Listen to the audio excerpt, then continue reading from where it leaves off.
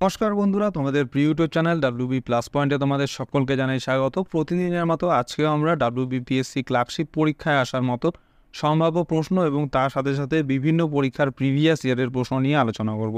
তো আশা করছি এখান থেকে তোমরা বেশ কয়েকটি প্রশ্ন কমন পেয়ে যাবে। তো ক্লাসটা প্রথম থেকে শেষ পর্যন্ত মনোযোগ সহকারে দেখো। তো আজকে আমাদের প্রথম প্রশ্ন হচ্ছে, ঋগ্বেদে উল্লেখযোগ্য নদীটির নাম কি? অর্থাৎ ঋগ্বেদে কোন নদীটির নাম বারবার বলা হয়েছে? তো অপশনগুলির মধ্যে সঠিক অ্যান্সার হয়ে যাবে অপশন সি, সরস্বতী। তো সরস্বতী নদীর কথা ঋগ্বেদে বারবার উল্লেখ করা হয়েছে। তো সরস্বতী নদী হচ্ছে ঋগ্বেদ এবং পরবর্তী বৈদিক সাহিত্য এবং বেদ পরবর্তী সাহিত্যে উল্লিখিত একটি দেবতারোপিত একটি নদী। বৈদিক ধর্মে এই নদীটি ছিল অত্যন্ত গুরুত্বপূর্ণ নদী। ঋগ্বেদের চতুর্থ মণ্ডল ছাড়া সবকটি মণ্ডলে এই নদীর নাম উল্লিখিত হয়েছে। পরের প্রশ্ন, পাল বংশ কোথায় রাজত্ব করেছিল? বিহার, দিল্লি, মহারাষ্ট্র নাকি মধ্যপ্রদেশে? তো পাল রাজবংশ হচ্ছে বিহার রাজ্যে রাজত্ব করেছিল। তো পাল রাজবংশ গোপাল প্রথম দ্বারা প্রতিষ্ঠিত হয়েছিল। তিনি প্রায় 27 বছর রাজত্ব করেছিলেন এবং তার পুত্র ধর্মপাল দেশের অধিকাংশ অঞ্চলে রাজবংশের বিস্তার করেছিলেন। তৎকালীন এই রাজবংশের রাজধানী ছিল হচ্ছে পাটলিপুত্রতে। পরের প্রশ্ন, হিন্দু মহাসভার প্রথম অধিবেশন কবে বসেছিল? আমাদের পরীক্ষায় আসতে পারে, এটা ভেরি ভেরি ইম্পর্টেন্ট। তো হিন্দু মহাসভার প্রথম অধিবেশন বসেছিল হচ্ছে 1915 সালের এপ্রিল মাসে। অপশন এ হয়ে যাবে সঠিক অ্যান্সার। তো অখিল ভারতীয় হিন্দু মহাসভা একটি হিন্দু জাতীয়তাবাদী সংগঠন। এই সংগঠনের মূল উদ্দেশ্য ছিল উত্তর ভারতের বিভিন্ন স্থানীয় হিন্দু আন্দোলনকে একত্র করা। এটি 1915 সালে হরিদ্বারের কুম্ভ মেলায় মদনমোহন মালব্য দ্বারা প্রতিষ্ঠিত হয়েছিল। এটা ভালো করে মনে রাখবে যে হিন্দু মহাসভা কার দ্বারা প্রতিষ্ঠা হয়েছিল? অ্যান্সার হবে মদনমোহন মালব্যর দ্বারা। পরের প্রশ্ন, মোপলা বিদ্রোহ ঘটেছিল কবে? এটা অনেকবার পরীক্ষায় এসেছে, প্রশ্নটা খুবই ইম্পর্টেন্ট। তো মোপলা বিদ্রোহ ঘটেছিল হচ্ছে 1921 সালের আগস্ট মাসে। অপশন এ হবে সঠিক অ্যান্সার। তো মোপলা বিদ্রোহ মালাবার বিদ্রোহ, মোপলা গণহত্যা এবং মোপলা দাঙ্গা নামেও পরিচিত। এটি 1921 সালের 20 আগস্ট থেকে 1922 সাল পর্যন্ত কেরালার মালাবার অঞ্চলে শুরু হয়েছিল। এই অঞ্চলের ব্রিটিশ শাসক ও স্থানীয় হিন্দু জমিদারদের বিরুদ্ধে প্রতিরোধ হিসেবে বিদ্রোহ শুরু হয়। নেক্সট প্রশ্ন, রঞ্জিত সিং কোন মিশলের অধিপতি ছিলেন? এটাও অনেকবার রিপিট হয়, মোস্ট রিপিটেড প্রশ্ন। তো রঞ্জিত সিং মনে রাখবে সুকারচকিয়া মিশলের অধিপতি ছিলেন। তো রঞ্জিত সিংয়ের বাবা মা হলেন মহান সিং সুকারচকিয়া এবং রাজকৌর। মহান সিং সুকারচকিয়া মিশলের এস্টেটের প্রধান ছিলেন, অর্থাৎ তার বাবা, অর্থাৎ রঞ্জিত সিংয়ের যে বাবা ছিলেন তিনি হচ্ছে সুকারচকিয়া মিশল এস্টেটের প্রধান ছিলেন। পরের প্রশ্ন, সিন্ধু নদের তীরে হরপ্পা সভ্যতার কোন কেন্দ্রটি ছিল? লোথাল, মহেঞ্জোদারো, কালীবঙ্গান নাকি হরপ্পা? তো সঠিক অ্যান্সার হয়ে যাবে এখানে অপশন বি, মহেঞ্জোদারো। নেক্সট প্রশ্ন, মৌর্য সাম্রাজ্যের শেষ শাসক কে ছিলেন? এটাও ভেরি ভেরি ইম্পর্টেন্ট। তো মৌর্য সাম্রাজ্যের শেষ শাসক ছিলেন হচ্ছে বৃহদ্রথ। Option B. তো তিনি মৌর্য সাম্রাজ্যের শেষ শাসক হিসেবে 187 থেকে 180 খ্রিস্টপূর্বাব্দ পর্যন্ত শাসন করেছিলেন। বৃহদ্রথ তার নিজের সেনাপতি পুষ্যমিত্র শুঙ্গের হাতে নিহত হন, যিনি এরপর শুঙ্গ সাম্রাজ্য প্রতিষ্ঠা করেছিলেন। পরের প্রশ্ন, ভারতের সবথেকে কম লোক বসবাস করে কোন রাজ্যে? গোয়া, সিকিম, মণিপুর নাকি অরুণাচল প্রদেশে? তো ভারতের 2011 সালে যে জনগণনা হয়েছিল সেই জনগণনা অনুসারে সবথেকে কম লোক বসবাস করে হচ্ছে সিকিম রাজ্যে। Option B. তো 2011 সালে আদমশুমারি অনুসারে সিকিম হলো ভারতের সর্বনিম্ন জনসংখ্যার রাজ্য। উত্তরপ্রদেশ হচ্ছে ভারতের সবচেয়ে জনবহুল রাজ্য, যার জনসংখ্যা ব্রাজিলের জনসংখ্যার চেয়েও বেশি। পরের প্রশ্ন, চরমপন্থী এবং নরমপন্থীদের মধ্যে মুখ্য সমন্বয়কারী কে ছিলেন? এটাও মোস্ট ইম্পর্টেন্ট প্রশ্ন। তো প্রশ্নটার সঠিক অ্যান্সার হয়ে যাবে এখানে অপশান সি অম্বিকা চরণ মজুমদার। তো অম্বিকা চরণ মজুমদার ছিলেন হচ্ছে চরমপন্থী এবং নরমপন্থীদের মধ্যে মুখ্য সমন্বয়কারী। তো 1916 সালে যে কংগ্রেসের লখনৌ অধিবেশন হয়েছিল সেখানে অম্বিকা চরণ মজুমদার ছিলেন হচ্ছে সভাপতি। আর লখনৌ চুক্তি এবং নরমপন্থী ও চরমপন্থীদের মধ্যে ঐক্যবদ্ধ করার জন্য তিনি বিখ্যাত ছিলেন। নেক্সট প্রশ্ন, সারদা আইন কি সম্পর্কিত, অর্থাৎ কিসের সাথে সম্পর্কিত? এটা ভেরি ভেরি ইম্পর্টেন্ট। তো মনে রাখবে সারদা আইন এটা হচ্ছে বাল্য বিবাহ প্রতিরোধের সাথে সম্পর্কিত। বাল্য বিবাহ প্রতিরোধের সাথে সম্পর্কিত। তো বাল্যবিবাহ নিরোধক আইন ব্রিটিশ ভারতে 24শে সেপ্টেম্বর তারিখে 1929 সালে পাশ করা হয়। এই আইনে উল্লেখ আছে যে মেয়েদের জন্য বিয়ের বয়স 14 বছর এবং ছেলেরা 18 বছর বয়সের বাতিল করে মেয়েদের জন্য 18 বছর এবং ছেলেদের জন্য 21 বছর করা হয়েছে। এটি শরদ আইন হিসাবে খুব পরিচিত। এই আইনের পৃষ্ঠপোষক ছিলেন হারবিলাস সারদা এবং এর নাম অনুসারেই এই আইনের নাম করা হয়েছিল শরদ আইন। নেক্সট প্রশ্ন, বালগঙ্গাধর তিলক কত সালে গণপতি উৎসব প্রবর্তন করেছিলেন? তো মনে রাখবে বালগঙ্গাধর তিলক হচ্ছে 1893 সালে গণপতি উৎসব প্রবর্তন করে। তো 1893 সালে মহারাষ্ট্রের বিশিষ্ট ঔপনিবেশিক বিরোধী স্বাধীনতা সংগ্রামী লোকমান্য বালগঙ্গাধর তিলক দ্বারা একটি সার্বজনীন উদযাপনের সূচনা করার পরে এটি ক্রমশ জনপ্রিয় হয়ে ওঠে। নেক্সট প্রশ্ন, হরপ্পা সভ্যতার লোকেরা কোন দেশের সঙ্গে বাণিজ্য করত? অপশনগুলো হচ্ছে চীন, ইরান, রাশিয়া নাকি সুমের। তো হরপ্পা সভ্যতার লোকেরা সবথেকে বেশি বাণিজ্য করতে হচ্ছে সুমেরদের সাথে। নেক্সট প্রশ্ন, পশ্চিম ভারতের চালুক্য রাজবংশের পরে কোন রাজবংশ এসেছিল? তো চালুক্য রাজবংশের পরে পশ্চিম ভারতে কাকতীয় রাজবংশরা এসেছিল। তো কাকতীয়রা ছিল হচ্ছে দক্ষিণ ভারতীয় রাজবংশ এবং ও সাম্রাজ্য, যার রাজধানী ছিল হচ্ছে ওরুগাল্লুতে। এটি বর্তমানে ওয়ারাঙ্গাল নামে পরিচিত। এটি দিল্লির সুলতান শাসনের দ্বারা শেষ হয়েছিল। নেক্সট প্রশ্ন, মিত্র মেলা কে প্রতিষ্ঠা করেছিলেন? তো মিত্র মেলা প্রতিষ্ঠা করেন হচ্ছে ভি.ডি. Savarkar, option B. তো মিত্র মেলা একটি গোপন সমিতি। এটা 1899 সালে বিনয় দামোদর সাভারকর এবং তার ভাই গণেশ দামোদর সাভারকর দ্বারা প্রতিষ্ঠা হয়েছিল। নেক্সট প্রশ্ন, ভারতের কোন রাজ্যকে সোনালী আঁশের রাজ্য বলা হয়? এটাও ভেরি ভেরি ইম্পর্ট্যান্ট। তো এখানে সঠিক অ্যান্সার হয়ে যাবে অপশন এ, আসাম রাজ্যকে। তো আসাম রাজ্যকে সোনালী আঁশের রাজ্য বলা হয়। তো এই নামকরণের কারণ হলো আসামে উৎপাদিত উচ্চমানের মুগা রেশম। মুগা রেশম তার সোনালী রং এবং ঝকঝকে চেহারার জন্য বিখ্যাত। আসামের সেরিকালচার শিল্প দীর্ঘদিন ধরে রাজ্যের অর্থনীতিতে গুরুত্বপূর্ণ ভূমিকা পালন করে আসছে। নেক্সট প্রশ্ন, আরবিআইকে কবে জাতীয়করণ করা হয়েছিল?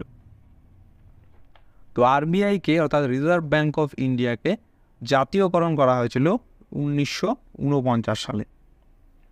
তো ভারতীয় রিজার্ভ ব্যাঙ্ক আইন 1948-এর ভিত্তিতে 1 জানুয়ারি 1949 সাল থেকে ভারতীয় রিজার্ভ ব্যাঙ্কে জাতীয়করণ করা হয়েছিল। ব্যাংকের মূলধনের সমস্ত শেয়ার অর্থ প্রদানের জন্য কেন্দ্রীয় সরকারের কাছে হস্তান্তর করা হয়েছে বলে মনে করা হয়েছিল। পরের প্রশ্ন, দুধ একটি স্বাভাবিক কি? দ্রবণ, সাসপেনশন, মিশ্রণ নাকি ইমালশন? তো মনে রাখবে দুধ হচ্ছে এক প্রকার ইমালশন, অপশন ডি। তো ইমালশন হলো সাধারণত পরস্পর মিশ্রিত হয় না এমন দুটি তরল মিশ্রণের প্রক্রিয়া। তরল মিশ্রণকে ইমালশনে পরিণত করার প্রক্রিয়াকে ইমালসিফিকেশন বলা হয়। ইমালশনের উদাহরণগুলির মধ্যে রয়েছে যেমন মেয়োনিজ, রং, দুধ এবং লোশন, এগুলো হচ্ছে ইমালশন।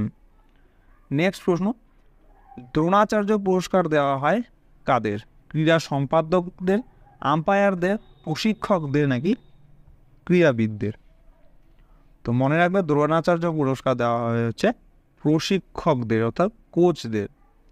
তো ভারতের দ্রোণাচার্য পুরস্কার দেওয়া হয় কোচদের একটি নির্দিষ্ট খেলার অবদানের জন্য বা একজন ক্রীড়াবিদদের শীর্ষে উঠতে তাদের ভূমিকার জন্য স্বীকৃতি হিসাবে। নেক্সট প্রশ্ন, অনিলা দেবী ছদ্মনামে কে পরিচিত ছিলেন? ভেরি ভেরি ইম্পর্টেন্ট প্রশ্ন। তোমাদের পরীক্ষায় আসতে পারে। তো অনিলা দেবী ছদ্মনামে পরিচিত ছিলেন হচ্ছে Saratchandra Chattopadhyay, option A. Next প্রশ্ন, কোন সালে ভারত প্রথম টি-20 বিশ্বকাপ জয়ী হয়েছিল? তো ভারত প্রথমবার টি-20 বিশ্বকাপে জয়ী হয়েছিল 2007 সালে, অপশন বি হয়ে যাবে সঠিক অ্যান্সার। তো ভারতীয় ক্রিকেট দল 2007 সালে আইসিসি টি-20 ক্রিকেট বিশ্বকাপের প্রথম সংস্করণ জিতেছিল। এটি অনুষ্ঠিত হয়েছিল দক্ষিণ আফ্রিকায়। নেক্সট প্রশ্ন, শব্দের গতিবেগ সর্বাধিক কোথায় হয়ে থাকে? শূন্যস্থানে, গ্যাসে, তরলে নাকি কঠিন পদার্থে? তোমাদের আগেও পড়ানো হয়েছিল, ভেরি ভেরি ইম্পর্টেন্ট। তো শব্দের গতিবেগ সর্বাধিক হয় হচ্ছে কঠিন পদার্থে, আর শব্দের গতিবেগ শূন্য হয় শূন্যস্থানে। শব্দের গতি কঠিন পদার্থে সর্বাধিক, কারণ কঠিন মাধ্যমের অণুগুলি তরল বা গ্যাসের তুলনায় শক্তভাবে একত্রে প্যাক করা থাকে, যা শব্দ তরঙ্গগুলিকে দ্রুত ভ্রমণ করতে দেয়। নেক্সট প্রশ্ন, বুল এবং বিয়ার শব্দ দুটি কিসের সাথে জড়িত? ব্যাংকিং, আন্তর্জাতিক বাণিজ্য, শেয়ার বাজার নাকি আন্তর্দেশীয় বাণিজ্য? তো বুল এবং বিয়ার শব্দটি তোমরা অনেকেই শুনেছ যারা ট্রেডিং করে। তো বুল এবং বিয়ার শব্দ দুটি হচ্ছে শেয়ার বাজারের সাথে জড়িত। নেক্সট প্রশ্ন, মিশ্র অর্থনীতির অর্থ কী? আমরা সবাই জানি যে ভারতের যে অর্থনীতি সেটা হচ্ছে মিশ্র অর্থনীতি। তো এই মিশ্র অর্থনীতির অর্থ কী? তো মিশ্র অর্থনীতির অর্থ হচ্ছে এখানে সরকারি ক্ষেত্রে এবং বেসরকারি ক্ষেত্রে সহাবস্থান, অর্থাৎ সরকারি ক্ষেত্র এবং বেসরকারি মানে সংস্থাগুলিও তারা এই অর্থনীতিতে মানে যোগদান করে। তো মিশ্র অর্থনীতি এমন একটি অর্থনৈতিক অবস্থা যা একটি অর্থনীতির বিভিন্ন উপাদানগুলিকে একটি পরিকল্পিত পদ্ধতির আয়তায় একত্রিত করে। মিশ্র অর্থনৈতিক ব্যবস্থায় রাষ্ট্রীয় হস্তক্ষেপের সাথে, অর্থাৎ সরকারের হস্তক্ষেপের সাথে মুক্ত বাজার বা বেসরকারি উদ্যোগের সংমিশ্রণ ঘটে। নেক্সট প্রশ্ন, পশ্চিমবঙ্গের বিধানসভা দ্বিকক্ষ থেকে এক কক্ষ বিশিষ্ট হয় কত সালে? এটা ভেরি ভেরি ইম্পর্টেন্ট প্রশ্ন। তো পশ্চিমবঙ্গের যে বিধানসভা সেটা আগে দ্বিকক্ষ ছিল। তো দ্বিকক্ষ থেকে এক কক্ষ বিশিষ্ট করা হয়েছিল 1969 সালে, অপশন বি। তো 1952 সালে এটি চালু হয়, এই অর্থাৎ দ্বিকক্ষটি চালু হয়েছিল 1952 সালে। আর এই কক্ষে 98 জন সদস্য ছিল, তার মেয়াদ হচ্ছে 6 বছর ছিল।